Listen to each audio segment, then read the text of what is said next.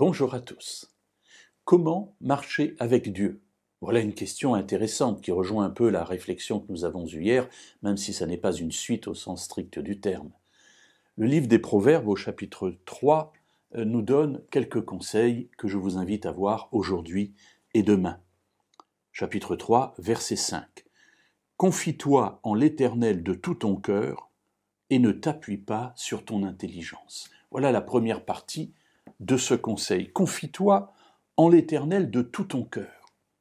Alors effectivement, comme je le disais, ça rappelle un peu la méditation d'hier où Jésus dit à cet homme, et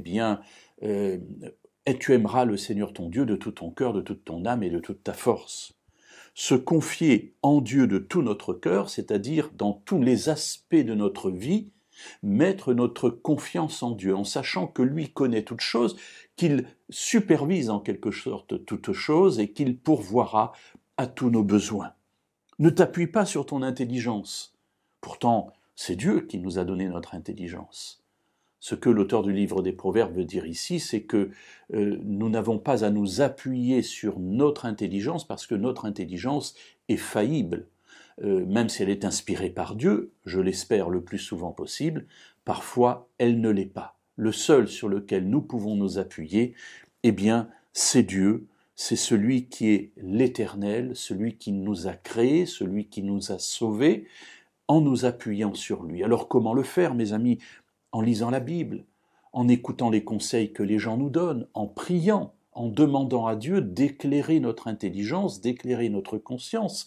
Et à ce moment-là, souvent, nous voyons une orientation s'ouvrir devant nous. Nous avons une idée plus claire de ce que nous prévoyons de faire.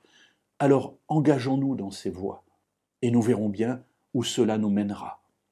C'est ainsi que peu à peu, la volonté de Dieu se révèle pour nous. Donc, premier aspect de ce conseil, confie-toi en l'Éternel de tout ton cœur. Voilà, aie confiance en lui.